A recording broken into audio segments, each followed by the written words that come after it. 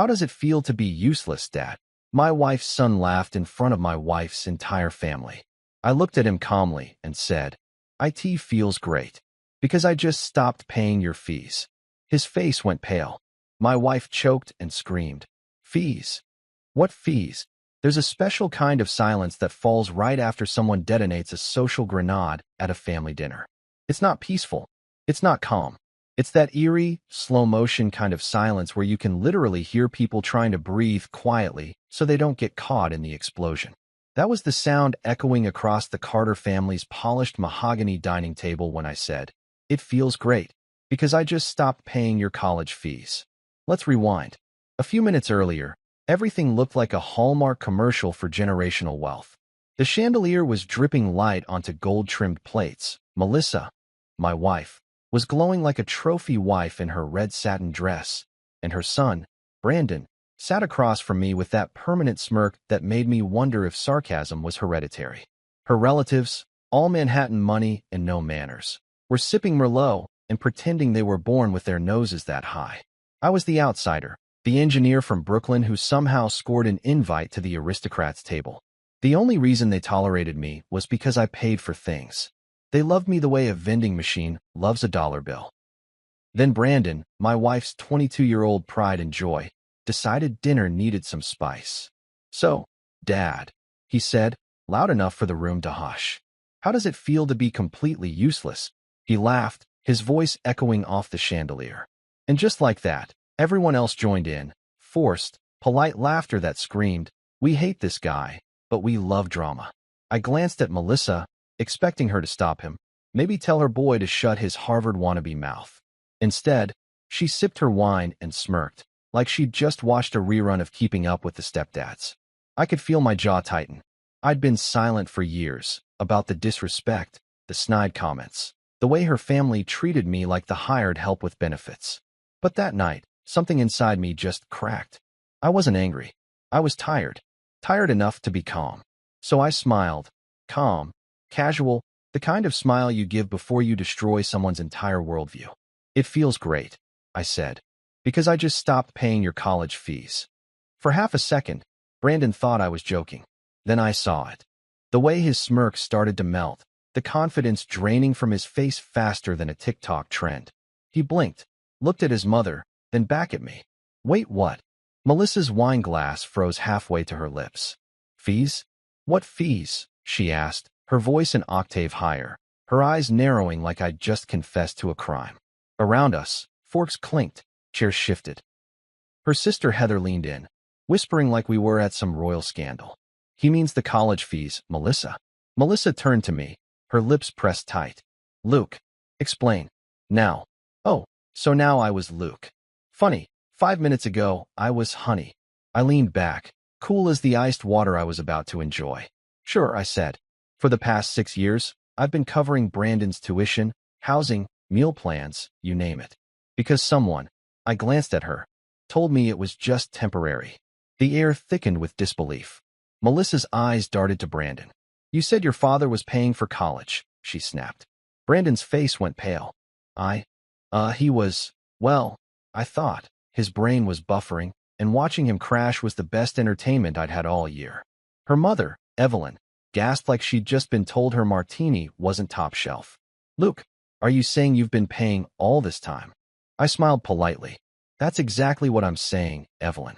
Every semester, every textbook, every study trip to Miami, my credit card got the privilege." She clutched her pearls.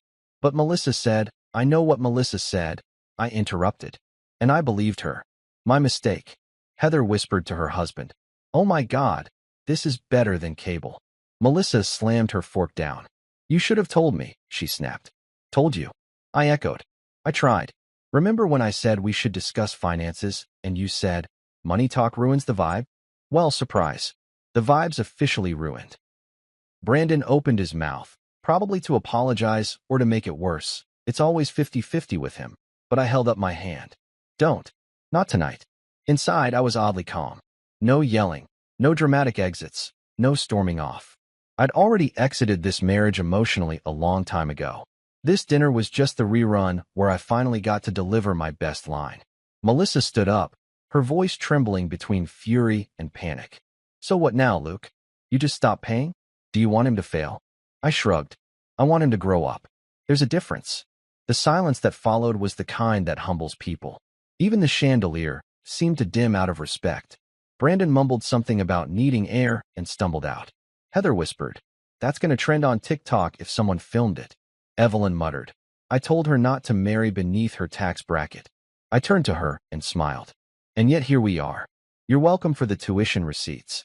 When the awkwardness became unbearable, I stood. "Thank you for dinner," I said, straightening my jacket. The steak was under-seasoned, but the drama? Perfectly cooked. Melissa glared at me like she wanted to hurl the centerpiece across the table. "You've embarrassed this family." I smirked. "No, Melissa. I just stopped financing the illusion." I walked out, calm and collected, leaving behind the stunned silence of a family who'd just realized the ATM had left the building. The night air outside was freezing, but I felt warm. Liberated, even.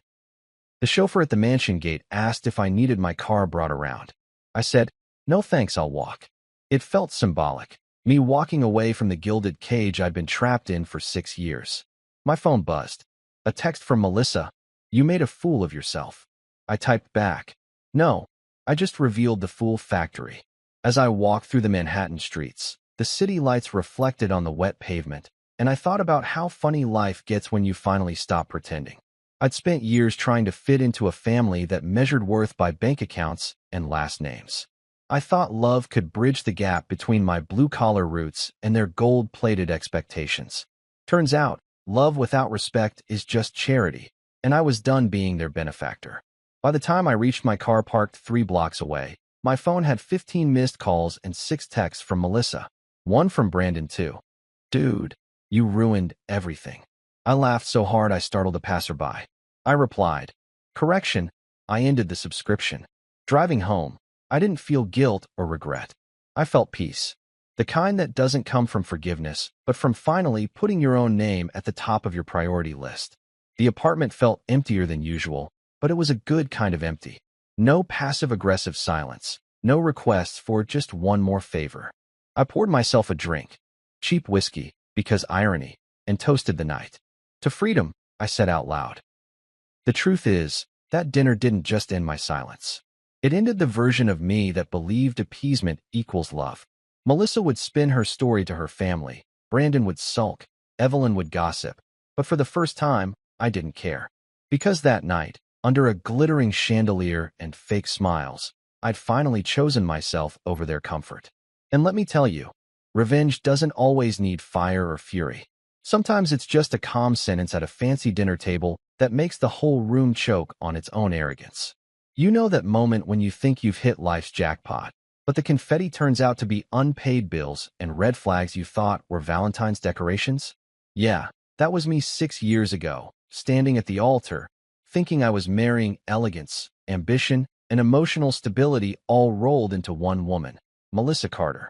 She looked like $1,000,000, and I, Luke Henderson, a simple civil engineer from Brooklyn with calloused hands and a Costco membership, thought I was the luckiest man alive. Turns out, I wasn't marrying just Melissa. I was unknowingly signing up for a full-access subscription to the Carter Family Circus, featuring overpriced wine, emotional manipulation, and a teenager with an ego larger than the Statue of Liberty. Back then, I didn't see it. I was blinded by charm, stilettos, and the illusion that love conquers class differences. Spoiler, it doesn't. It just makes you the plot twist in a very expensive family drama. The Carters were that kind of family that didn't take vacations. They took sabbaticals. They didn't own homes. They owned properties. Their dog, a poodle named Winston, ate better than most humans. First time I met them, we were at this brunch spot in Soho, where avocado toast costs more than my car insurance. Melissa's mother, Evelyn, was sitting there like the queen of passive aggression, dabbing her mouth with a napkin that probably had a pedigree. Her sister Heather was gossiping about someone's new money boyfriend while her husband, Ted, was busy scrolling through stock tickers like a man allergic to genuine conversation. And then there was Brandon, 16, sharp-tongued, lazy, and allergic to gratitude. He had that teenage look that screamed, "I know everything, but can't work a dishwasher." He didn't call me Dad, or even Luke. Nope. For 2 years, it was Mr. Henderson, which made me feel like I'd accidentally enrolled him in one of my old college courses. When he finally switched to Dude, I almost celebrated, like I'd just been promoted from substitute teacher to unpaid Uber driver. Still, I tried to bond. Melissa said he needed a stable male role model since his biological father, Greg, was living the Florida dream, complete with palm trees, golf shirts, and zero child support. The guy's idea of parenting was liking Brandon's Instagram posts once every 3 months and leaving comments like, "So proud, champ," under selfies that looked like audition tapes for a TikTok influencer house. So I stepped in. I helped Brandon with homework he didn't care about, built him his first laptop desk, showed up at his soccer games even when he didn't play. The kid spent more time warming benches than the actual players, but there I was, cheering like he was MVP. I even bought him his first laptop, top of the line, sleek, expensive, something he used exclusively to stream YouTube and argue with strangers online about sneakers. Melissa said I was doing a good job, that I was really connecting with him. Connecting? The kid once called me financially reliable, like I was an investment portfolio. Still, I thought I was earning respect. I didn't realize I was just funding his sense of entitlement with interest. And don't even get me started on those brunches. The Carters treated brunch like a religious ceremony. I'd sit there, surrounded by people discussing which brand of truffle oil really captures Tuscany. And I'd be thinking about how much it costs to refill the gas in my truck. One time, Heather said, "Luke, you're so practical," in that tone rich people use when they mean poor. Evelyn once asked me, "So, do you enjoy your little projects?" I said, "You mean the skyscrapers I build?" She blinked like I'd said Lego sets. I swear, if sarcasm burned calories, I'd have had abs from those conversations alone. But Melissa, she was different, or at least I thought so. She was witty, charming, driven. She had a smile that could sell bottled water to a fish. She made me believe that her family's judgment didn't matter. "We were us against the world," she'd say, and I fell for it like a rookie. Our wedding was beautiful, lavish without being tacky, though Evelyn made sure everyone knew which side of the aisle had taste. I remember her saying, "Luke, don't worry about the expenses. We'll keep it elegant but simple." That woman's definition of simple included imported orchids and a champagne fountain taller than Brandon. I didn't mind, though. I was in love. And love, as it turns out, is the perfect anesthesia for common sense. Our first year of marriage wasn't terrible, mostly because I was working long hours at my firm and didn't see the cracks forming. Brandon would grunt his way through dinner. Melissa would talk about her new skincare business venture that was about to take off, and I'd nod along, thinking everything was fine. It wasn't. The warning signs were there, like how Melissa's credit card bills looked like phone books, or how she'd say, "Let's invest in Brandon's future," every time she wanted me to foot another expense. But I brushed it off, because when you love someone, you mistake manipulation for teamwork. Then came the Carter family dinners, those cinematic nightmares where I played the role of the silent, supportive husband. They'd discuss yacht clubs and golf memberships while I'd quietly refill my glass, pretending not to notice that no one asked me a single question about my life. When I did speak, it was usually to answer something Evelyn said like, "So, Luke, have you thought about going back to school? Maybe get an MBA to elevate your income?" She said income like it was a disease. I wanted to respond, "Sure, Evelyn, maybe after you get a PhD and mind your own business." Instead, I smiled, like every broke sitcom dad trying to keep the peace. Brandon, meanwhile, was growing into a full-time freeloading philosopher. He'd talk about finding himself and needing freedom, like he was auditioning for a reality show called Keeping Up with My Stepdad's Money. I tried to give him advice, real-world stuff. "Get a job," I'd say. "Learn something useful." He'd roll his eyes. "Why work when mom says you got us?" That line hit harder than I let on. I'd built bridges, managed crews, solved engineering nightmares. And yet this kid genuinely thought I existed to bankroll his laziness.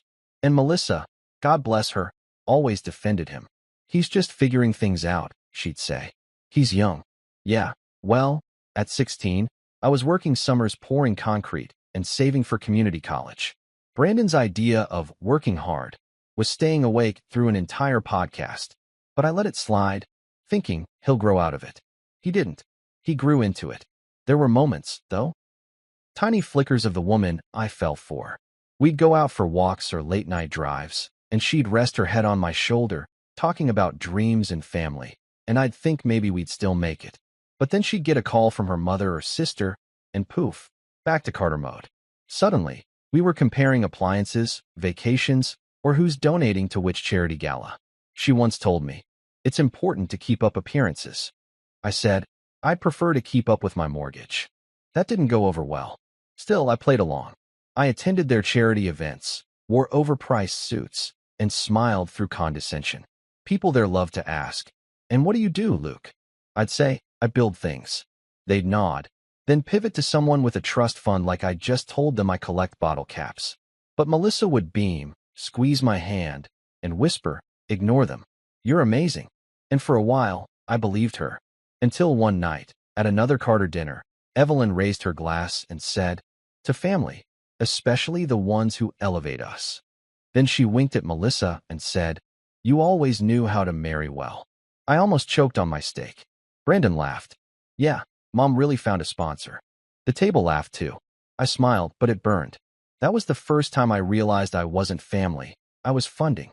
On the drive home, I asked Melissa if she thought that comment was funny. She said, "Oh, Luke, don't take everything so personally. They joke." I said, "Yeah, and I financed the punchline." She didn't respond, just turned up the radio. That silence was my first taste of what was coming. Looking back, I don't regret marrying Melissa. I regret thinking I could buy respect from people who see generosity as weakness. They had terrible taste, not just in decor or overpriced meals, but in values. They confused luxury with worth, sarcasm with intelligence, and dependence with family. I kept thinking I'd earn my place with effort, kindness, and loyalty. But in that family, the only language that mattered was money, and even that had an accent. If you've ever been the odd one out at a rich table, you know the feeling. You start editing yourself, your jokes, your stories, your background, just to fit in. You laugh at things that aren't funny, agree with things you don't believe, and before you know it, you're performing instead of living. I became that guy, the smiling background extra in the Carter family's Instagram perfect life. But here's the kicker. I didn't know yet that my patience had an expiration date. I still thought I was building bridges, when really, I was laying down the runway they'd eventually use to fly off with my dignity. 6 years ago, I thought I married the love of my life. Turns out, I just hired myself as the CFO of the Carter Family Lifestyle Fund. But hey, at least I learned something important. When someone says, "We're in this together," always check whose name is on the bill. There are few phrases in marriage scarier than "Can we talk?" Especially when it's said in that soft, innocent tone women use right before they drop a bombshell. Melissa said it on a sunny Tuesday afternoon, wearing that same sweet smile she used to ask for new handbags. I was at my desk, knee-deep in project blueprints, when she leaned against the doorframe like a walking commercial for manipulation in heels. "Luke," she said, "can we talk?" My stomach immediately tightened. I didn't know what was coming, but I knew it wasn't. "Hey, let's go get tacos." I looked up and said, "If this is about redecorating again, I'm still recovering from the last paint invoice." She laughed, a little too charmingly, and replied, "No, it's about Brandon." And there it was, the warning sign, the topic that turned every reasonable conversation into an episode of Financial Fear Factor. She walked in, sat across from me, and did that thing where she brushed her hair behind her ear, pretending to be nervous. "I was wondering," she began, "if you could help Brandon with his tuition, just for a year." She said it like she was asking me to water a plant while she was out of town. I blinked. "Tuition? You mean college tuition?"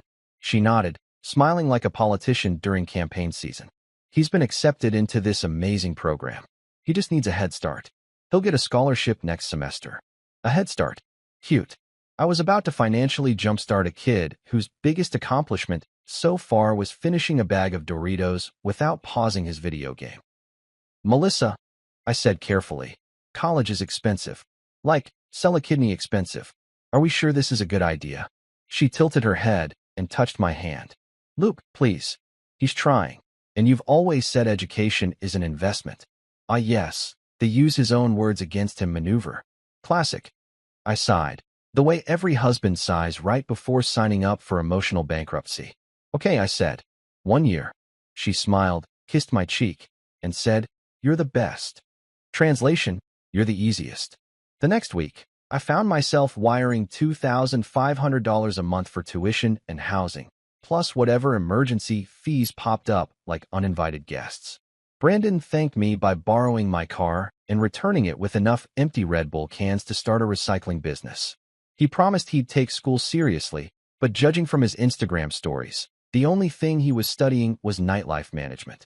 One night, I walked past his room and saw him on his laptop. "Homework?" I asked. "Yeah," he said. I looked closer. He was watching a YouTube video titled, "How to Win an Argument Without Facts." That's when I realized I was financing my own psychological warfare. Still, I told myself, it's just 1 year. 1 year of being the generous stepdad, the nice guy, the investor in potential. I figured he'd mature, start working part-time, maybe even appreciate me.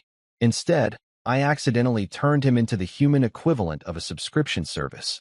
No cancellation policy, no gratitude, just monthly payments and disappointment. A few months later, Melissa said, "Honey, the dorms are too small for him. Can we upgrade him to off-campus housing?" I asked, "You mean an apartment?" She nodded. "It's closer to class and safer." I wanted to say, safe from what? Hard work? But instead, I just sighed and agreed. I was still operating under the delusion that temporary meant short-term. I hadn't realized that in Melissa's dictionary, temporary means until you die or go broke. By year 2, Brandon was living like a trust fund prince. He'd visit home occasionally, usually when he needed something, and always with that smug grin that made me want to send him an invoice. He'd walk in, toss his keys on the counter, and say, "Hey, dude, my rent's due. Can you handle it this week?" Handle it. Like I was his accountant/butler. Melissa would overhear and chirp, "He's just stressed, Luke. He's juggling a lot." Yeah, if a lot means Netflix, naps, and never lifting a finger. By year 3, I noticed a pattern.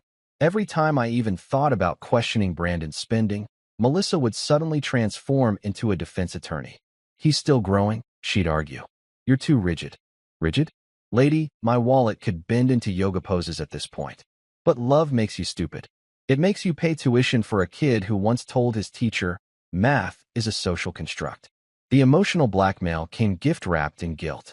Melissa would say things like, "Luke, he's just not as privileged as the other kids."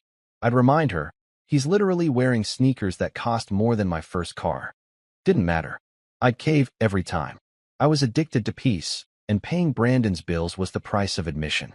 Then came the extras. Oh, the extras. New iPhone because his old one doesn't support the latest update. A weekend school trip that looked suspiciously like Coachella. Emergency textbooks that somehow involved a PlayStation controller. Each expense was delivered with the same nonchalance you'd use to ask someone to pass the salt. I started to feel less like a husband and more like a malfunctioning ATM with emotional baggage. My coworker Lois noticed something was off. She's one of those people who can smell nonsense before it even hits the fan. "Luke," she said during lunch one day, "you look exhausted." I told her about the tuition, the apartment, the endless, temporary help. She raised an eyebrow. "You're not helping him, you're funding his laziness." I chuckled. "Yeah, but at least he's not asking me for a car." Lois smirked. "Oh, honey, give it time." And boy, did time deliver. Because by year 4, Melissa came home smiling like she'd just solved world hunger. "Guess what?" she said, wrapping her arms around me. "Brandon's thinking about getting a car." I froze. Thinking about it, or expecting it. She rolled her eyes. "Don't be dramatic. He's commuting a lot. It's only fair." I wanted to say, fair for who? But I bit my tongue. That's marriage in a nutshell. Biting your tongue until you taste blood and resentment. When I asked how long the help would continue, Melissa said, "Just until he's stable." Stable? The only thing stable about Brandon was his ability to drain my bank account. I started fantasizing about sending him a bill titled emotional damages and tuition refund request. By the 5th year, Brandon's temporary dependency had evolved into full-blown entitlement. He'd call me from his campus and say, "Dude, the rent's late again," like I was the one who forgot to pay. I tried to set boundaries once. Big mistake. "Brandon," I said, "you're 21 now. You should start handling some of this yourself." He laughed. Good one. I wasn't joking. But when Melissa overheard, she pulled me aside and whispered, "You're being too harsh. He's under pressure." Under pressure? The kid's hardest decision that week was probably which flavor of vape to buy. Every time I tried to say no, Melissa treated it like a personal betrayal. "You don't love him like your own," she'd say. "Of course I do," I'd reply. "I just love my retirement plan more." She didn't laugh. Shocker. By the 6th year, my patience was hanging by a thread thinner than Brandon's work ethic. I'd been paying tuition, rent, allowances, and vacations. Meanwhile, he was still majoring in self-pity and minor inconveniences. Every month, Melissa would promise, "He'll take over soon." And every month, my credit card would laugh in my face. One day, my accountant called and said, "Luke, do you have any dependents?" I said, "Just emotionally." That was the year it finally hit me. I wasn't helping a struggling student.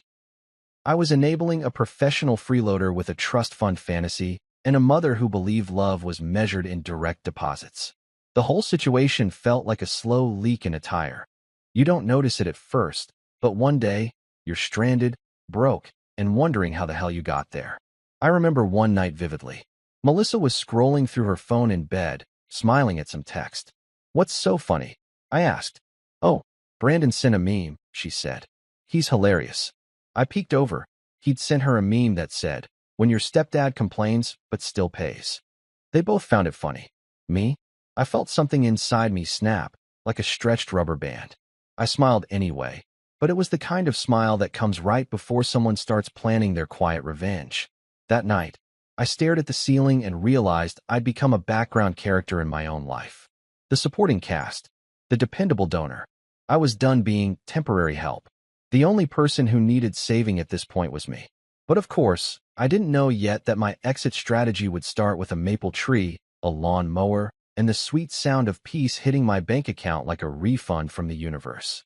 There's invisible, and then there's Luke Henderson at a Carter family gathering, invisible. I'm talking full-on superhero-level invisibility, minus the cool costume or origin story. You ever been in a room where people talk around you like you're a houseplant that occasionally pays bills? That was me. Melissa's family had mastered the art of pretending I didn't exist while simultaneously enjoying the financial miracles I provided. Her mother, Evelyn, the reigning queen of subtle disrespect, used to introduce me as the practical one, which in rich people language roughly translates to the poor one. I'd laugh and say, "Yeah, someone's got to balance out the glamour," but my jokes always died faster than my savings account. They'd sip wine, raise their eyebrows, and move on to safer topics, like hedge funds or yoga retreats that cost more than my first car. At these family dinners, I'd sit there like a prop husband, smiling while they bragged about their latest vacations to Tuscany or Aspen. Melissa would be in her element, laughing, glowing, dropping humble brags about her skincare business that, spoiler alert, hadn't turned a profit since Obama's first term. Brandon, of course, would waltz in late, wearing clothes that cost more than my monthly mortgage payment. He'd give me a casual "yo, dude," raid the fridge like a raccoon in designer sneakers, and vanish. When I'd call him out on it later, he'd shrug. "Relax, man. It's just food. Just food. Right." And the last time I checked, groceries didn't magically appear because of good vibes. Melissa's family treated me like the hired help who accidentally sat at the main table. Her brother-in-law, Ted, once asked me, "So, Luke, still working on those, what do you call them, building plans?" I said, "Yeah, Ted. Still designing actual buildings while you build debt, pretending to invest." He blinked, smiled awkwardly, and muttered something about the real estate market being unpredictable. I wanted to tell him the only thing unpredictable was his credit score, but I held back. You can't reason with people who think humility is a brand flaw. Melissa used to say I didn't get her family. She was right. I didn't get how grown adults could be that shallow without drowning. They measured worth in vacations, handbags, and who got the biggest applause at family brunches. Meanwhile, I measured mine in sweat, deadlines, and whether or not my clients stopped calling me sir by mistake. We were from different planets. She thought a bad day was when her nail appointment ran late. I thought a bad day was when a crane nearly crushed my crew. Brandon was the cherry on top of this sundae of entitlement. By now, He'd evolved from a sarcastic teenager into a full-fledged man-child with an ego bigger than the Wi-Fi bill. Every time he opened his mouth, I half expected background music from a reality TV show to start playing. He'd show up unannounced, wearing ripped jeans that looked like they lost a fight with a lawnmower, and talk about his future like he was pitching a Netflix series. "I'm going to start a podcast," he told me once, "about how traditional education is a scam." I said, "Cool, maybe start by graduating before you expose the system." He rolled his eyes and said, "You just don't get Gen Z." I said, "No, Brandon, I get bills. They're like your tuition, never ending." Lois, my coworker and unofficial therapist, kept warning me. "Luke, you're raising a sponge," she said over coffee one afternoon. "He's not even your kid, and he's draining you dry." I laughed it off. "Yeah, but Melissa says he's still figuring himself out." Lois leaned in. "If he figures himself out any slower, they'll name a new geological era after him." I loved Lois's brutal honesty. She had this way of saying the quiet part out loud, the stuff I didn't want to admit. Because deep down, I knew she was right. Brandon wasn't growing. He was coasting, and I was the wind beneath his freeloading wings. I remember one particularly painful Thanksgiving. Evelyn decided to host it at her mansion, a place so big it had an elevator just for luggage. The table looked like a luxury brand catalog, all crystal glasses and imported cutlery. I brought a pumpkin pie I'd actually baked myself, thinking maybe, just maybe, this would earn me some human points. Evelyn took one look at it and said, "Oh, how quaint." Melissa smiled like she agreed. Heather whispered something to her husband, and they both chuckled. I wanted to take my pie, my dignity, and my keys and leave. But instead, I sat there carving turkey for people who wouldn't carve out 5 minutes to treat me with respect. After dinner, Brandon made a toast, or tried to. He tapped his glass and said, "Here's to Mom for being amazing, Grandma for always being classy, and Luke for, well, being consistent." Laughter erupted around the table. I smiled tightly. Consistent. Yeah, that's one word for it. Reliable, dependable, and invisible. Just how they liked me. Later that night, Melissa said I should lighten up. "They were just teasing," she said. "You know how my family is." I replied, "Yeah, they're consistently awful." She didn't like that. I slept on the couch for 2 nights after that one. The irony is, at work I was respected. My team looked up to me, clients trusted me. Even the new interns listened when I spoke. But at home, I was background noise. I'd get home after 12-hour days managing construction projects and still get side-eyed for not joining a Zoom dinner with her family. Melissa once said, "You could at least pretend to enjoy their company." I said, "I already do. That's why I keep my mouth shut." Then there was the car situation. Brandon had just turned 20, and apparently, the world had ended because he didn't have his own vehicle. Melissa came to me with that familiar, "let's be reasonable" tone. "Luke," she said, "he's responsible now. He needs mobility for classes." I laughed so hard I nearly inhaled my coffee. Mobility? The kid can barely move off the couch. But I knew how this story ended. It always ended with me swiping my card.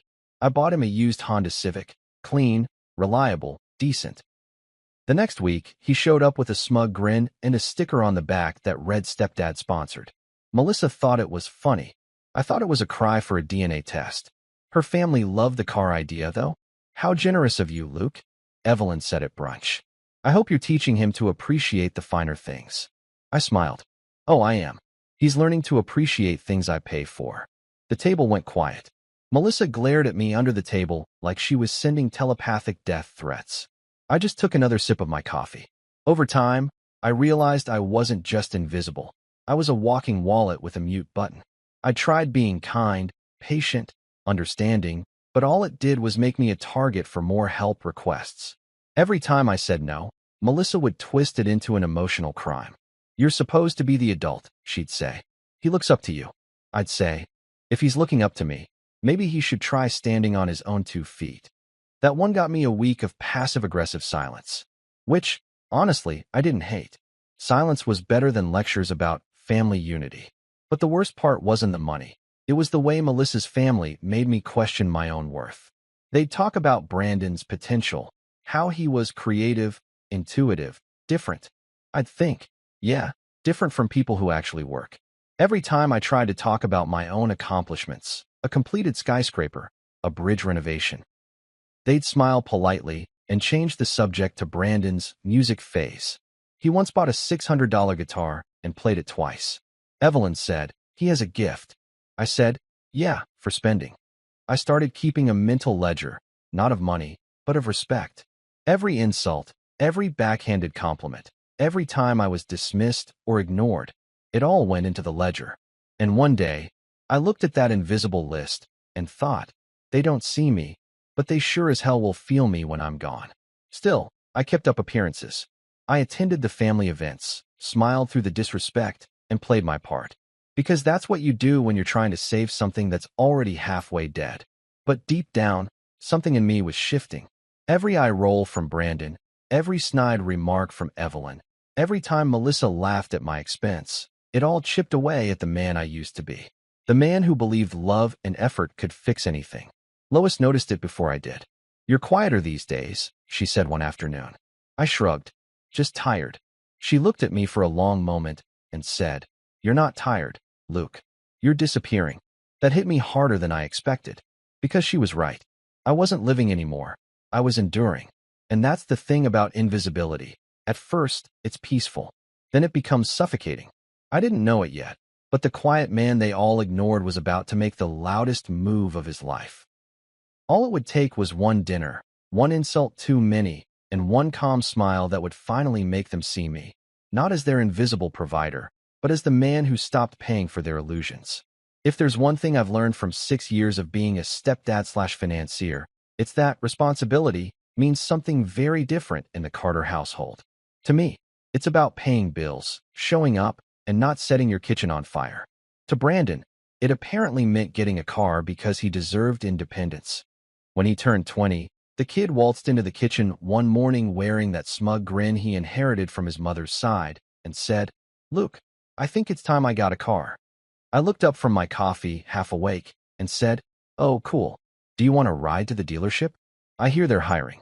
He didn't laugh. Melissa did, sort of. But it wasn't the kind of laugh that meant, "Haha, my husband's funny." It was the kind that meant, "Haha, my husband doesn't know what's about to happen." "Luke," she said sweetly, "he's serious. He's commuting a lot. It's getting hard for him." I blinked. Hard for him? The kid's only exercise is scrolling TikTok with one hand and lifting my wallet with the other. She sighed. "Don't be like that. You're always saying young men need to be responsible. This is a step toward that." Sure, because nothing screams responsibility like being handed a car when you can't even refill the gas in your mother's. But I bit my tongue. I'd learned that saying no to Melissa was like declaring war on the United Nations, emotionally expensive and guaranteed to backfire. A week later, I was standing in front of a used car lot, trying to convince myself this wasn't the dumbest financial decision I'd ever made. The salesman smelled blood in the water the second he saw me. "Buying for the young man?" he asked, nodding toward Brandon, who was busy filming a TikTok beside a silver Civic like he was auditioning for Fast and Furious student loans. I said, "Yeah, something affordable." The salesman grinned. "Affordable's a mindset." I wanted to say, "So is fraud," but I kept quiet and signed the papers. Brandon took the keys, grinning like he'd just been knighted. "Thanks, man. You're the best." I waited for "I'll pay you back someday." It never came. 2 days later, I walked out to the driveway and saw the car sporting a bumper sticker that said "Stepdad Sponsored." I stood there for a good 30 seconds, blinking, trying to decide whether to laugh or drive it straight into a lake. Melissa came out, saw me staring, and said, "Oh, isn't that funny?" I turned to her and said, "Hilarious. Should I get one that says Bank of Henderson, open 24/7? She frowned. "You're being dramatic." "Right. Because the only thing more dramatic than being publicly mocked by your stepson is not finding it funny enough." Meanwhile, the tuition payments kept rolling in like a subscription I forgot to cancel. Every month, $2,500 gone. Poof. Like a magician's trick I didn't agree to. Whenever I raised an eyebrow, Melissa would wave it off. "He'll take over soon," she'd say. "He's just adjusting." Adjusting to what exactly? Luxury? Laziness? The shock of having everything handed to him? 6 years later, the only thing Brandon had adjusted to was my credit limit. I started to realize the entire family treated Luke's money like a renewable resource, like solar energy powered by guilt. Then came the call from my accountant, which was somehow both hilarious and depressing. "Mr. Henderson," he said, "just confirming, you have one dependent, correct?" I laughed bitterly. "Just emotionally," I said. "But he's 22, and I think it's time for him to move out of my tax bracket." The accountant chuckled awkwardly, clearly unsure if I was joking. I wasn't. I hung up and stared at my finances for a long time. Tuition, car insurance, maintenance, allowance, phone bills. It was like watching my paycheck get mugged in slow motion. But here's the thing about people like Melissa's family. They have audacity for breakfast. I once overheard her mother, Evelyn, telling her bridge club, "Luke is such a stable man." Melissa was smart to marry someone practical. Practical. That word again. It's the rich person version of "you clean up nicely for someone from the middle class." Heather, her sister, chimed in. "Yes, but stability isn't everything." Melissa's the star of that relationship. I wanted to burst in and say, "You're right. She's the star. I'm just the producer funding her movie." But I didn't. I just quietly canceled Evelyn's annual Christmas wine delivery. Small victories. Meanwhile, Brandon's idea of gratitude was borrowing my tools, breaking half of them, and returning them with a shrug. One afternoon, I found him in the garage with the Civic's hood open, blasting rap music and claiming he was learning car maintenance. I asked what he was doing. He said, "Changing the oil." I peeked in. He was pouring coolant into the engine. I didn't stop him. I just watched, silently, as natural consequences did what parenting couldn't. 2 days later, the car wouldn't start. He texted me, "Dude, it's dead. Need help?" I replied, "You should call a responsible adult." He responded with a question mark. I left him on read. Melissa was furious when she found out. "You should have helped him," she snapped. "He's trying." I said, "If trying means killing an engine, he's doing great." She glared at me. "You're cold sometimes, Luke." I smiled. "No, just finally at room temperature after 6 years of being set on fire." That didn't go over well. The next family dinner was another masterclass in passive-aggressive theater. Evelyn asked, "How's Brandon's car?" I smiled and said, "Dead, but at least it died doing what it loved, burning my money." The table went silent for a beat before Heather fake laughed. Melissa shot me a warning glare. I didn't care anymore. Every time I opened my mouth, I felt a little piece of my spine grow back. At work, my friend Lois could tell I was nearing my breaking point. "You've got that about to flip a table energy," she said one morning. I sighed. "Lois, I think I'm officially the world's first financially abused stepdad." She sipped her coffee. "Honey, you were that 3 years ago." I laughed. "Yeah, well, I'm finally ready to file for emotional bankruptcy." She leaned forward. "So what are you going to do?" I smiled. "I don't know yet, but it's going to be quiet, classy, and unforgettable." The real turning point came one night when Brandon waltzed into the living room while I was watching TV. He had the nerve to say, "Hey, man, can you send my rent early this month? I've got plans." I muted the TV. "Plans?" He nodded. "Spring break. Cancun." I stared at him. "Cancun? You're asking me to fund a vacation while I'm sitting here eating reheated spaghetti." He shrugged. "You only live once, man." I smiled. "Yeah, and some of us live responsibly." He blinked, clearly not catching the insult. Melissa walked in just in time to see me shaking my head. "Luke," she said, "don't ruin his excitement." I said, "I'm not. I'm just calculating how many margaritas my next paycheck will buy him." That was the moment something shifted. I realized there was no saving this setup. No amount of patience, reason, or tuition payments would buy me respect. The more I gave, the less they saw me. I wasn't Luke the husband or Luke the mentor. I was just Luke the sponsor. So I stopped talking. I started planning. I smiled through dinners, nodded at requests, and quietly began cutting the strings one by one. The tuition payments, the allowances, the emergency transfers, gone, all redirected to a new account I called the Peace Fund. 6 years of being the nice guy had taught me something valuable. People don't appreciate silent generosity. They expect it. They only notice when you stop. And oh, they were about to notice. I didn't yell. I didn't threaten. I didn't fight. I just waited. Because sometimes the best revenge isn't loud or dramatic. It's financial. And when the bills came due, so would the truth. There are moments in life when you stop mid-step and realize the joke's been on you the whole time.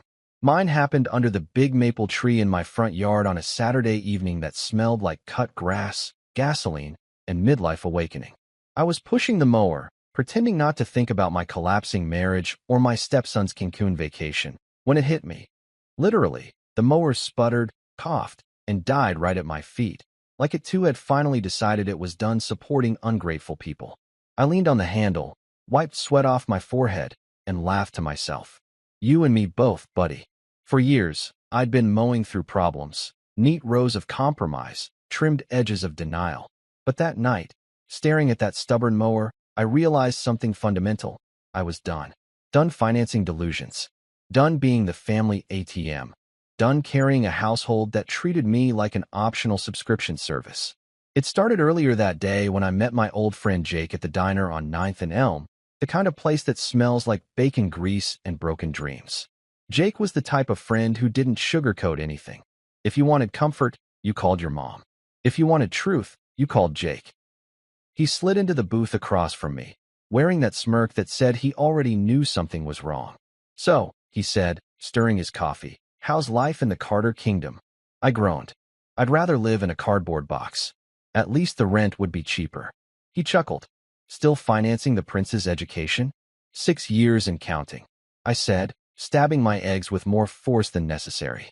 Tuition, rent, car, phone, probably his sunscreen for Cancun. Jake whistled. Buddy, you're not a stepdad. You're an investor in a failing startup called Brandon Incorporated. That line hit me harder than the coffee did. I laughed, but not the funny kind.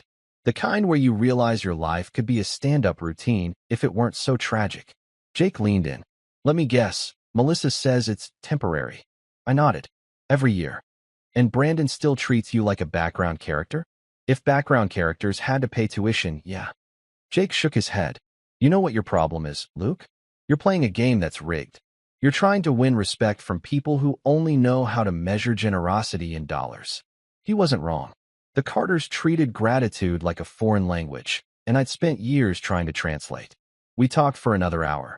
Well, Jake talked. I just stared into my coffee, realizing how ridiculous it all sounded when said out loud. By the time we left the diner, I'd made a decision. Not a loud one. Not one of those movie moments where the hero flips a table and storms out. No, mine was quieter. Simpler. I was going to stop paying Brandon's tuition. Just stop. No warning, no explanation, no angry confrontation. Just cold, hard reality stepping in to do what lectures never could. That evening, back home, I opened my laptop, logged into the university's payment portal, and canceled the automatic payments. The little confirmation message popped up. Your payment plan has been discontinued. It felt better than therapy. I sat there grinning, sipping a beer, feeling like I'd just released myself from financial purgatory. Melissa was out shopping with her sister, probably debating between 2 overpriced purses. Brandon was somewhere pretending to study. The house was quiet, and for once, it didn't feel empty. It felt free. Then I walked outside to mow the lawn, because that's what men do when they're processing existential revelations. We do chores. The maple tree in our yard stood tall, its branches swaying like it already knew something monumental had happened. I started the mower, and as I went up and down the yard, I thought about all the ways I'd been played. Melissa's "Can we talk?" moments, Brandon's guilt trips, Evelyn's fake politeness. It all felt like one long, expensive prank. And I'd been the punchline. But as that machine hummed, something clicked. I didn't feel angry. I felt light. It wasn't about the money anymore. It was about the respect. Or the lack thereof. I'd built bridges, skyscrapers, and reputations, but in that house, I couldn't even build basic appreciation. Every effort, every check, every compromise, it all vanished into that family's black hole of entitlement. And yet, here I was, finally realizing that the only person I truly owed anything to was myself. Halfway through mowing, my phone buzzed, Melissa. I let it go to voicemail. Then it buzzed again, and again. Finally, I shut it off. The mower was loud. The sky was painted with that orange glow that makes you nostalgic for no reason, and the world felt peaceful. For once, I didn't feel like the villain in my own story. I was the guy finally closing the tab after everyone else ordered the lobster. After I finished, I sat under the maple tree, looking at the house I'd paid for, the yard I maintained, the family I supported. and realized how absurd it all was. I'd been so busy proving my worth that I forgot I already had it. The silence was different that night. It wasn't lonely. It was earned. The kind of silence that says, "You've done enough." That's when I opened a new savings account on my phone. I called it the Peace Fund. Every dollar that used to go into Brandon's college now went there instead. I started small, just one payment's worth, but it felt symbolic. Every transfer was like reclaiming a piece of my dignity. I even added a little note to the account's description, for when freedom calls. I laughed at my own cheesiness, but it felt right. Melissa came home later, bags in hand, smelling like department store perfume and denial. "Hey," she said casually, "did you transfer Brandon's tuition today?" He said the school emailed him. I smiled without looking up from my beer. "Nope." She froze. "What do you mean, nope?" I turned to her and said, I'm done. He's 22. Time for him to start paying his own way." Her jaw dropped like I'd just confessed to a murder. "Luke, you can't just stop." "I can," I said, and I did. She went quiet, that dangerous kind of quiet that usually precedes an argument. "You're being heartless," she finally said. I chuckled. "No, I'm just budgeting emotions the same way I should have budgeted my money." She glared. "You'll regret this." I took a sip of my beer. "Maybe, but at least it'll be a cheap regret." She stormed off, probably to call Evelyn for emotional reinforcements. I didn't follow. I didn't even feel the urge to argue. I just sat back under that tree, the night air cool against my skin, and thought about Jake's words. "You're playing a game that's rigged." He was right, but not anymore. I'd finally flipped the board. Over the next few weeks, I watched as small changes started rippling through my life. Melissa grew distant, more irritable. Brandon texted less, probably because his phone plan was next on my hit list. The house grew quieter, and while the silence used to sting, now it sounded like peace. Every time I looked at my growing peace fund, I felt a strange sense of satisfaction. It wasn't just money. It was proof that I could take back control without shouting, without drama, without revenge. Just silence. The kind that costs nothing but means everything. Under that maple tree, I made myself a promise. No more explaining, no more defending, no more apologizing for not being enough for people who didn't even see what I'd already given. From now on, I'd measure success not by how much I spent, but by how little I tolerated. And man, that realization, simple, quiet, and long overdue, was worth every dollar I'd ever lost. Some dinners are meant for celebration. Others are designed by fate to end relationships, expose lies, and remind you why you should always eat before attending family functions. This one was the latter. Melissa's mother, Evelyn, had invited the entire Carter clan to her mansion for a pre-holiday dinner, which in Carter language meant a gathering where everyone pretends to like each other while subtly competing over who's richer. I wasn't planning to go, honestly. After 6 years of being the family's invisible financier, I'd mastered the art of faking migraines. But Melissa insisted. "It's important," she said, straightening my tie like she was prepping me for a deposition. "Everyone will be there." I smiled. "Great, so there'll be witnesses." I showed up wearing my best suit, not designer, but well-fitted and honest, kind of like me.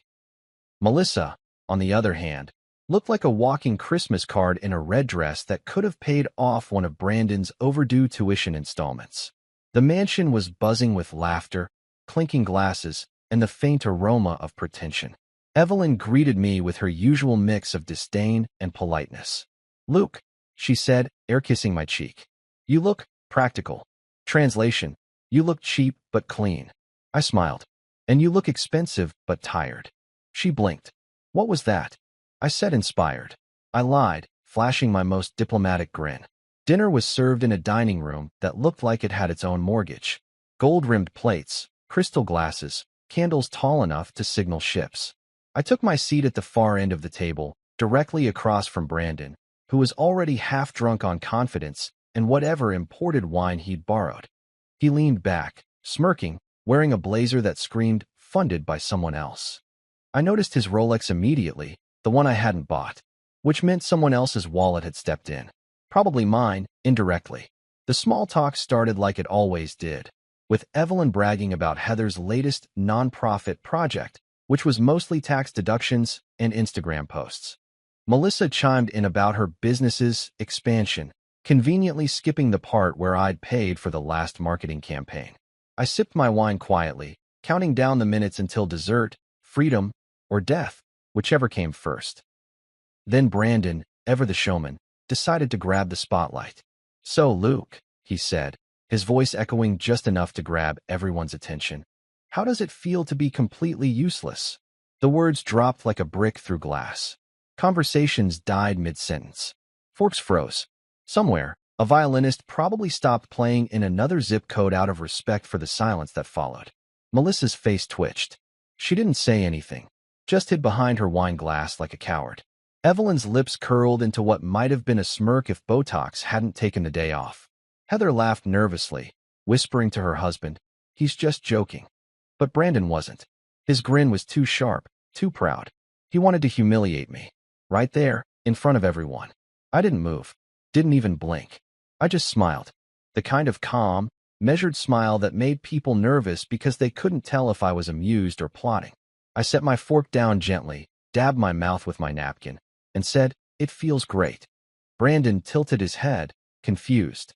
"What?" I leaned back, meeting his smug gaze. "It feels great, because I just stopped paying your college fees." If silence had a weight, that room would have collapsed under it. Brandon's smirk disintegrated faster than his GPA. His fork slipped from his hand and clattered onto the plate. Melissa's eyes widened, and for a brief, beautiful moment, I saw fear. Real, genuine fear in her expression. Evelyn gasped like she'd just seen someone put ketchup on steak. Heather whispered, "Fees? What fees?" Like she'd just discovered her sister wasn't actually rich. Melissa set her wine glass down a little too hard. "Luke," she said, her voice shaking, "what do you mean you stopped paying?" I shrugged, casual as ever. Exactly what it sounds like. Brandon's 22. Time for him to start handling his own finances. You know, adulthood, it's trending these days. Heather actually snorted before catching herself. Evelyn shot her a glare. Brandon's face went pale. "You're kidding, right? You can't just stop." "I can," I said, and I did. I took another sip of wine. "You'll figure it out. You're smart. You once said college was a scam anyway. Now's your chance to prove it." Laughter from Heather again. This time she didn't even try to hide it. Melissa's voice rose, shaking between anger and embarrassment. "This isn't funny, Luke. You can't humiliate us like this." I looked at her calmly. "Us? No, Melissa. Just him. You and your family handled that part years ago." Evelyn gasped again, clutching her pearls like a caricature from a soap opera. "Luke, really, this is not the time." "You're right," I said. "The time was 6 years ago when I first started paying for your grandson's college while everyone here pretended I didn't exist." Brandon finally found his voice. "Mom, what is he talking about?" "Grandpa paid for my tuition." Melissa's jaw tightened. "Your father said he was paying." I smiled, savoring the moment like a fine dessert. "Wow," I said. "So, he told you Greg was paying, and you believed him. Meanwhile, Greg thinks you were covering it. And all this time, my bank account's been the real scholarship fund." Touching, isn't it? You could practically hear the mental math happening at that table. Evelyn looked like she was calculating ways to legally disown me. Heather leaned forward, whispering, "Wait, so? Luke paid for all of it." Melissa didn't answer. She didn't need to. Her silence was the confession. Brandon finally stood, his chair scraping back. "That's not fair. You can't just cut me off like that." I smiled. "Actually, that's exactly how fairness works. You earn something, you keep it. You don't, it stops coming. Welcome to adulthood." The tension in the room was delicious. Years of swallowed pride, forced smiles, and invisible labor condensed into one perfect moment. Melissa's face had gone from rage to realization, because deep down, she knew this wasn't just about money. It was about power. I'd finally taken mine back. Evelyn stood, probably hoping to reclaim control. "I think that's enough," she said sharply. I looked at her, still calm. "Oh, we're just getting started, Evelyn. I've been quiet for a long time. Too long. And tonight, I just wanted to say thank you." She frowned. "For what?" "For teaching me what family really means. It's not blood or marriage or shared dinners. It's respect. And since I haven't seen much of that here, I'll be taking mine to go." With that, I stood, adjusted my jacket, and placed my napkin neatly on the table. Brandon was muttering under his breath. Melissa was red-faced. and Evelyn looked one pearl short of a breakdown. I glanced around the table, smiled, and said, "Thank you for dinner." The steak was under-seasoned, but the drama? Perfectly cooked. As I walked out, I could hear Evelyn whisper, "He's lost his mind," and Melissa yelling, "We'll talk about this at home." I didn't turn around. I just smiled wider. Outside, the air was crisp, the city lights shimmered, and I felt lighter than I had in years. My phone buzzed. Probably Melissa, but I ignored it. I'd already said everything that needed saying. That dinner didn't just expose the truth, it ended the illusion. I'd spent years trying to belong to a family that saw me as a paycheck with legs. But walking out of that mansion, I realized I didn't need their approval. I didn't need their validation. And I definitely didn't need their wine. For the first time in a long while, I felt free. Free from pretense, free from debt, free from pretending to be part of something that had never really included me. And that, my friends, is how you turn humiliation into liberation, with a calm voice, a steady smile, and one perfectly timed sentence that makes everyone at the table realize the free ride's officially over. If you've never been yelled at by a woman holding a $400 bottle of Merlot, let me tell you, it's like being in a Shakespeare play directed by a tornado. The dinner had barely ended before Melissa's phone call started. 5 missed calls, 2 texts, and 1 dramatic voicemail that began with, "I can't believe you embarrassed me," and ended with, "You're not the man I married." I listened to it twice, mostly because it was hilarious. Technically, she was right. I wasn't the man she married. That guy was quiet, compliant, and believed in teamwork. This guy was calm, caffeinated, and financially free. The next morning, I woke up to find our house eerily silent. Melissa had packed a few bags and left a note on the counter that said, "I'm staying at Mom's for a few days to think," which was Carter code for, "I need reinforcements and Wi-Fi that actually works."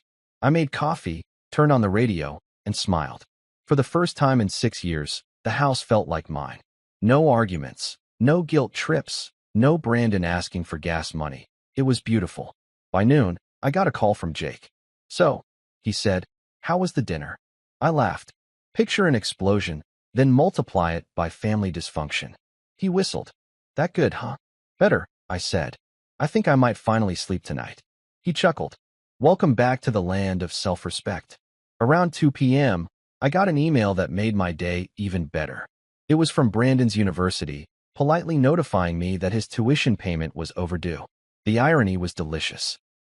I opened the portal just to watch the red, overdue, notification blink like a neon sign saying karma is real.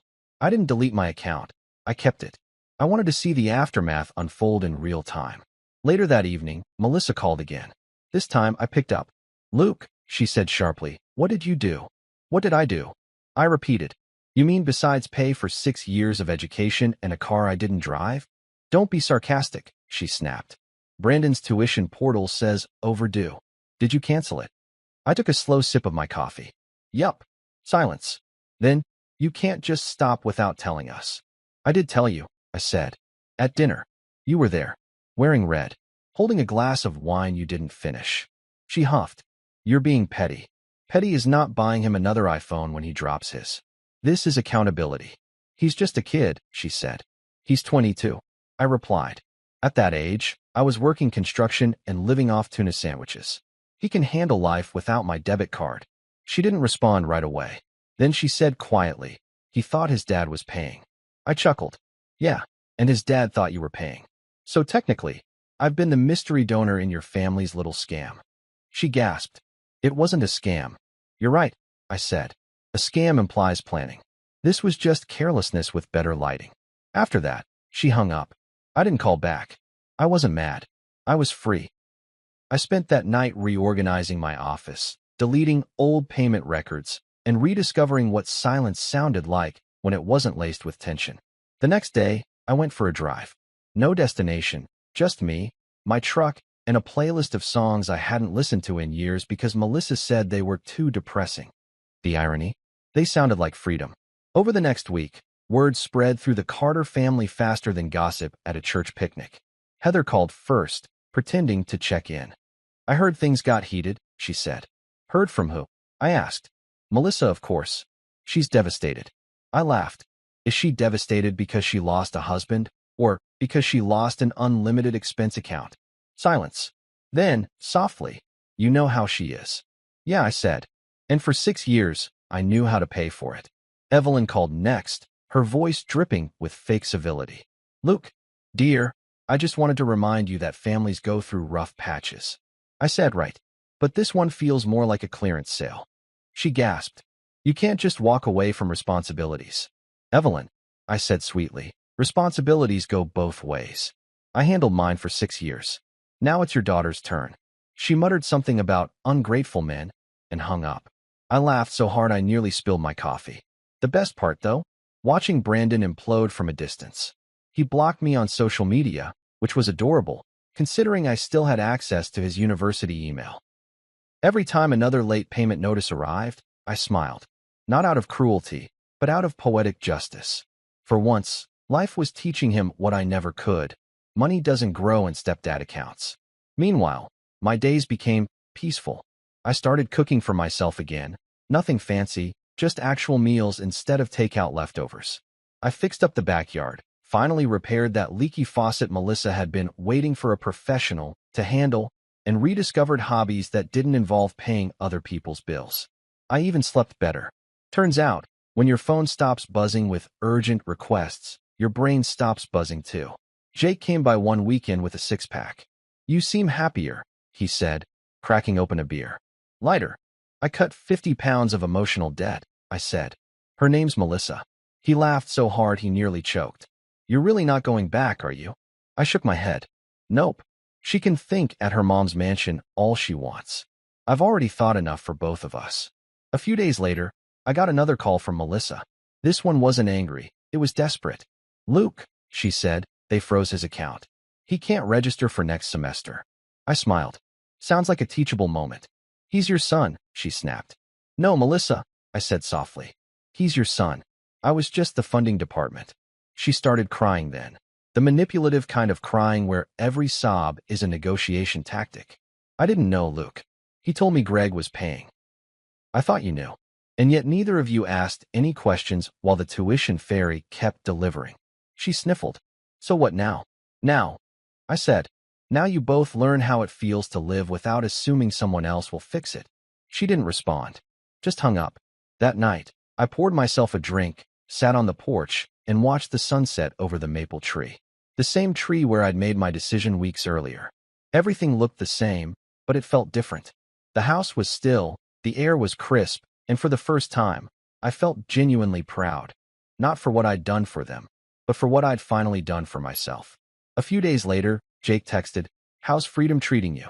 I replied, "Cheaper than therapy." He sent a laughing emoji and then added, "Don't backslide. You've earned peace. Keep it." And I did. I started saving again, watching that peace fund grow like a plant finally getting sunlight. Every deposit felt like another layer of my sanity returning. I didn't need revenge. I didn't even need an apology. The real victory was silence, the kind that comes when the noise of manipulation finally fades. Melissa stayed at her mother's for over a week. When she finally came back, she didn't have her usual glow. She looked tired, deflated, almost human. She said, "I've been thinking." I said, "That's new." She ignored the jab. "I should have communicated better," she admitted. "And I should have appreciated what you did." I nodded. "You should have." But appreciation with interest is hard to collect. She asked if we could start fresh. I didn't say no, but I didn't say yes either. I just said, "We'll see." Because I wasn't angry anymore. I was cautious. She'd have to earn her way back. Not with promises or tears, but with honesty. When she went to bed, I checked my phone one last time. Another overdue notice from Brandon's school. I smiled, closed the email, and turned off the light. Freedom doesn't always roar. Sometimes it just hums quietly in the background while you drink coffee and enjoy the peace you paid for. Finally, with your own happiness instead of your wallet. There's this weird quiet that follows chaos. The kind that feels like standing in the middle of a field after a tornado. You're surrounded by wreckage. But for the first time, you can actually breathe. That's what the weeks after the dinner felt like. Melissa was home again, but something between us had shifted. We weren't fighting, not exactly. We were suspended. Polite strangers sharing a mortgage. She tiptoed around me like I was a wild animal that might bite if startled, and I pretended to read the news while listening for signs of remorse. None came. The once bubbly woman who used to hum through mornings now sat in silence over coffee, scrolling her phone, probably waiting for her mother's next piece of advice. And me? I was discovering the strange luxury of indifference. Then, one gray Thursday morning, my phone buzzed. Brandon. My first thought was that the apocalypse must be here. I stared at his name for a full minute before answering. Hey, I said. Luke, he began, voice hesitant. So, have you thought about maybe, changing your mind? I nearly laughed. About what? Basic math or natural consequences? He sighed. About the tuition. I can't go back this semester. I'm on academic probation. The school says I can fix it if I pay off what's owed. I leaned back in my chair, smiling. Sounds like an opportunity to finally use that business major you've been talking about. This isn't funny, he snapped. I could lose my spot. Then maybe you should have treated it like it cost something, I said. Because it did. Me.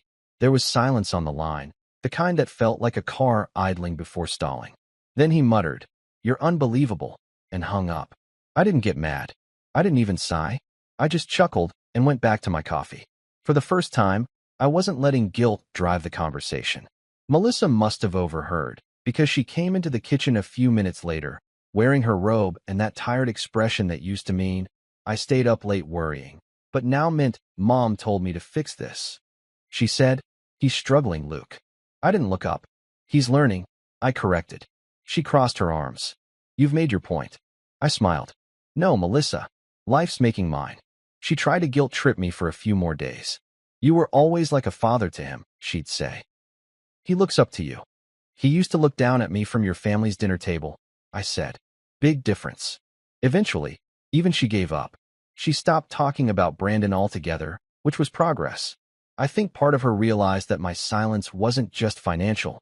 It was emotional, too. For years, I'd been the fixer, the peacemaker, the guy who kept things smooth while everyone else stomped around spilling entitlement everywhere. But now I'd checked out, and suddenly, the engine didn't run without me. A few weeks later, Jake dragged me out to a comedy open mic at a local bar. You need to laugh again, he said, or at least watch other people bomb worse than your marriage did. I rolled my eyes, but went anyway. The first few acts were terrible. One guy did 5 minutes on traffic cones. But somewhere between the bad jokes and cheap beer, I realized I was laughing. Not politely, not out of habit, genuinely laughing, shoulders shaking, stomach hurting, the whole thing. And that's when it hit me. Humor had always been my survival tool. Somewhere along the line, I'd stopped using it. I'd traded sarcasm for silence, laughter for obligation. So when Jake nudged me and said, You could do better than half these guys, I said, You know what? Maybe I could.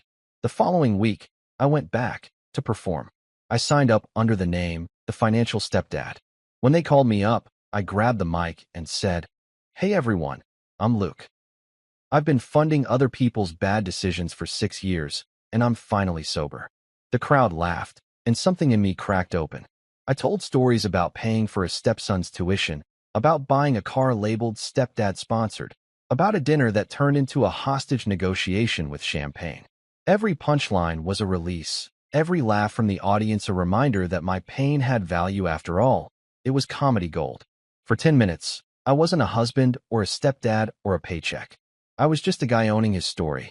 When I got off stage, Jake was in the back, clapping like a proud parent. You crushed it, he said.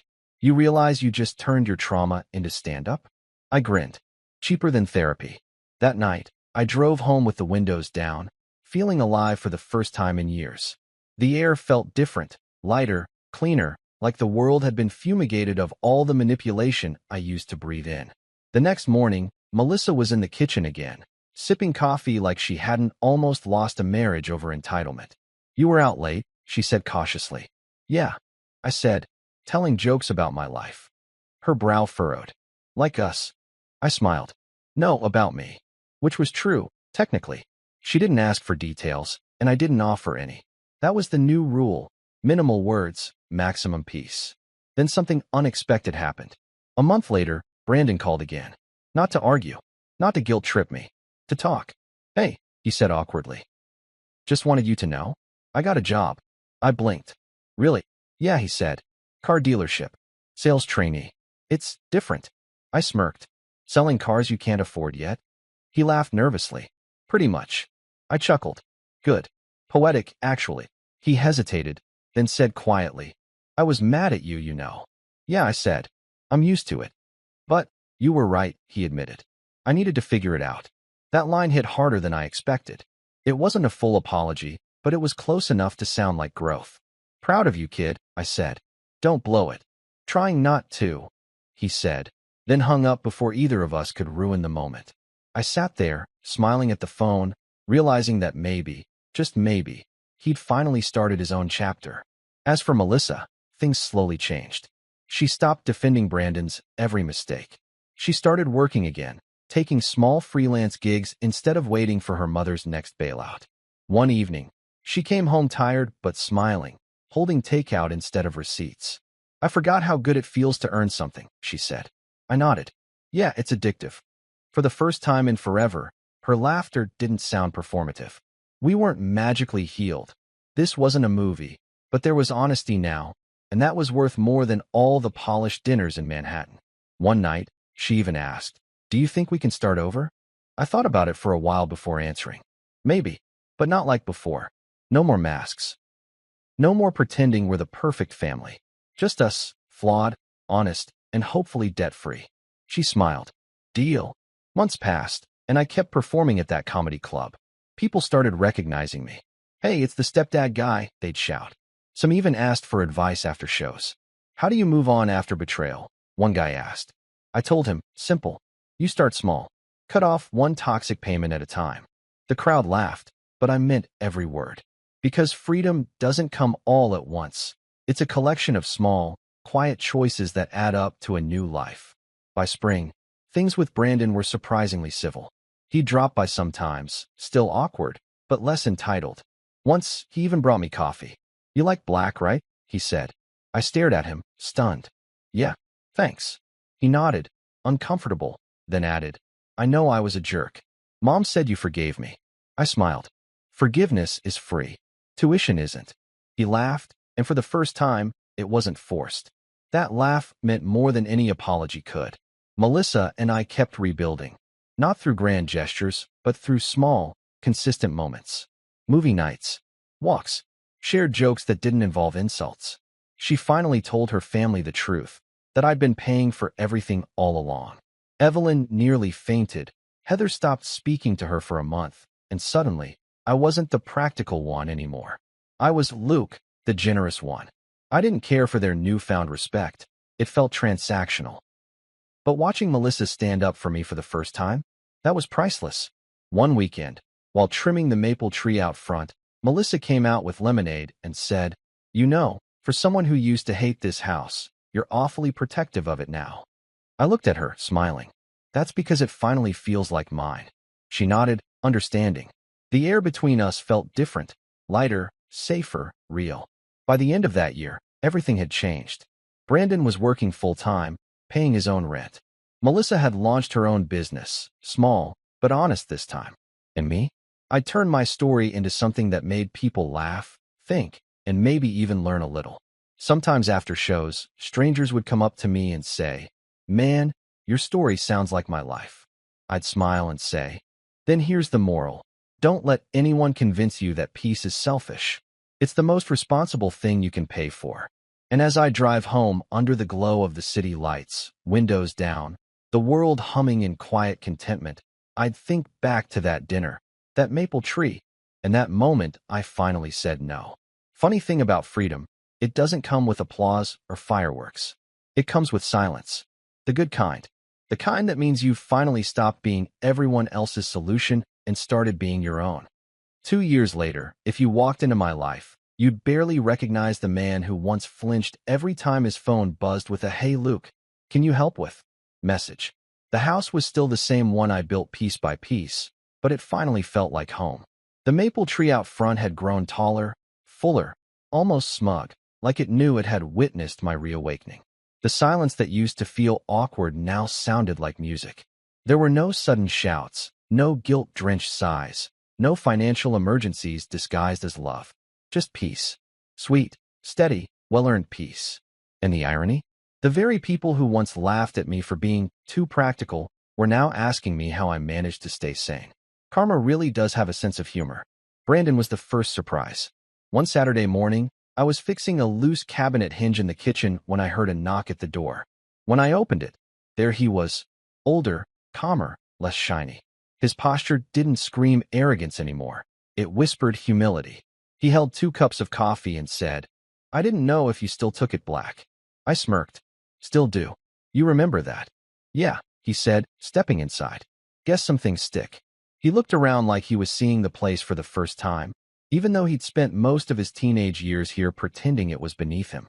"You've made some changes," he said, noticing the new paint and the lack of clutter. "Yeah," I said, mainly removed everything that didn't add value. I raised an eyebrow at him. He laughed. "Okay, I deserve that." We sat in the kitchen, sipping coffee like 2 people trying to rebuild something without saying it out loud. "So," I said, "still working at the dealership?" "Yeah," he nodded. "Been there 2 years. Got promoted last month." "Good for you," I said. "Selling cars or dreams?" He grinned. "A little of both. But hey, I'm earning my own mistakes now." That line hit me. It wasn't perfect, but it was honest. "You know," he said quietly, "I didn't get it before. I thought you were just being cruel when you stopped paying. But now, after paying my own rent, fixing my own messes, I get it." I nodded. Tough lessons stick better when they're not prepaid. He smiled, then reached into his pocket and slid an envelope across the table. "It's not much," he said, "but it's a start." I opened it. 5 crisp $100 bills. "For what?" I asked. "Back pay," he said, grinning. "Interest to follow when I'm rich." I laughed. "If you keep this up, I might even give you back the stepdad-sponsored bumper sticker." He groaned. "God, I was such a jerk." "Yeah," I said, "but now you're just mildly annoying." That's progress. Melissa walked in then, still in her pajamas, hair messy but eyes softer than I remembered.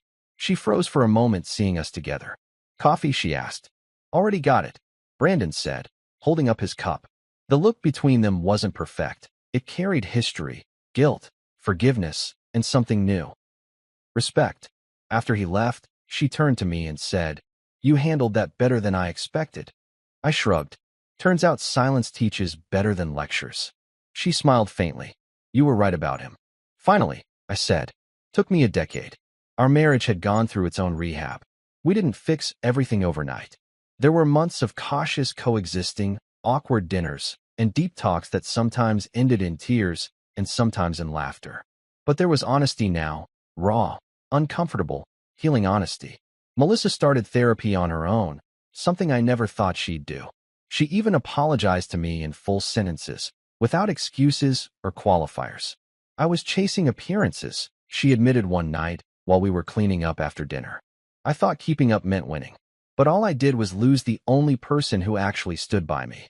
I looked at her, and for the first time in years, I didn't see the polished Carter facade. I saw Melissa, the woman who once made me believe love could be simple. "You didn't lose me," I said softly. "You just misplaced your priorities." She laughed through tears. "You and your dad jokes." "Hey," I said, "they've gotten me this far." Evelyn, on the other hand, took longer to evolve. When Melissa finally told her the truth, that I had funded Brandon's entire education, the car, and half the family's emergencies, Evelyn's face reportedly went through all 5 stages of grief in one sitting. Denial, that's impossible. Anger, how dare he not tell us? Bargaining, well, he did marry into privilege. Depression, I need a drink. And, eventually, acceptance, he's actually quite dependable. Now she treats me like I invented electricity. "Luke, dear," she coos at family gatherings. "You've always been so reliable." I just smile and sip my drink, thinking, you used to call me the practical one. Funny how money you can no longer access suddenly turns into admiration. But I didn't need their approval anymore. I'd found something better, contentment. It's a strange thing to get used to after years of chaos. You start noticing the little luxuries, like coming home to quiet, or making dinner without an argument over which wine pairs with forgiveness. I took up woodworking again, something I hadn't done since college. Built a coffee table, a few shelves, even a bench for the backyard under the maple tree. Every nail I hammered in felt like closure. One afternoon, while sanding the bench, Melissa came outside with 2 lemonades. You really love that tree, she said, handing me a glass. That tree saved my sanity, I said. It's where I realized I didn't need to be the hero in someone else's story. She smiled. And now, I looked up at the branches swaying in the wind. Now I just enjoy the view. We started traveling again, not to impress anyone, just to breathe. Weekend trips to quiet towns, road trips with no destinations. Melissa stopped documenting everything for social media. She started living instead of performing. We even took a trip to Maine last fall.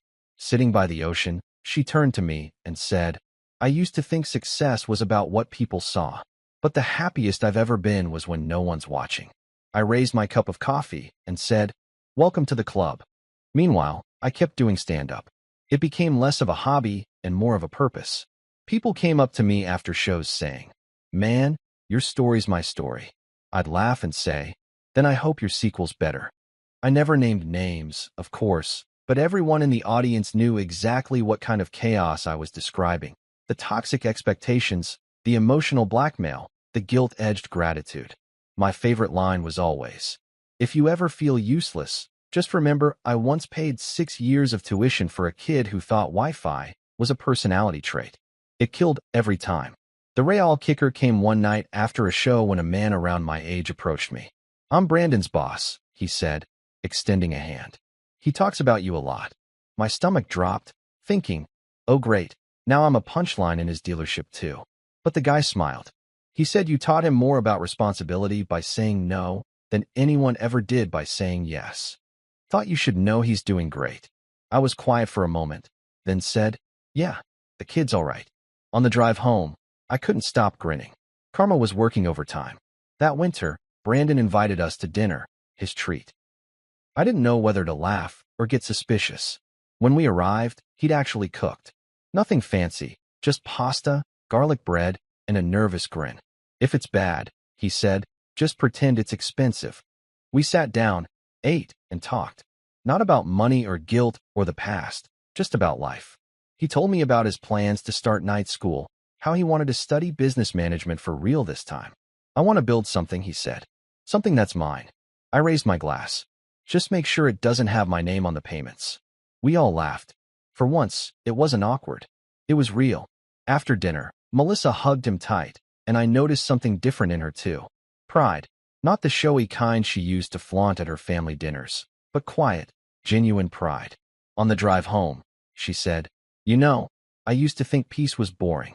I laughed. That's because you were addicted to drama. She nodded. And you were addicted to fixing things. Yeah, I said. Now I just fix tables. She smiled, taking my hand. I like this version of us.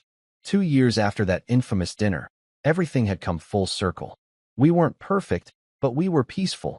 And in this world, that's close enough to paradise. Every so often, Melissa's relatives would invite us to their fancy functions, and we'd go, not to fit in, but to quietly enjoy how uncomfortable honesty made them. Evelyn would brag about her self-made son-in-law, and I'd just sip my drink, thinking, if only she knew how freeing it feels to not need her approval anymore. Now, when people ask me, how did you forgive them? I tell them the truth. Forgiveness isn't some big, dramatic gesture. It's waking up one morning, realizing you don't owe anyone your peace, and deciding to keep it that way. Every time my phone doesn't buzz with a money request, that's forgiveness. Every time I laugh without checking who's offended, that's healing. Every time I look at that maple tree and remember how it all started, that's gratitude. Because in the end, karma doesn't always roar. Sometimes it shows up quietly, sipping coffee at your kitchen table, wearing a humble smile, saying, thanks for teaching me. And when that happens, you don't need revenge, validation, or applause. Just a cup of peace, a dash of humor, and the kind of silence that finally feels like home.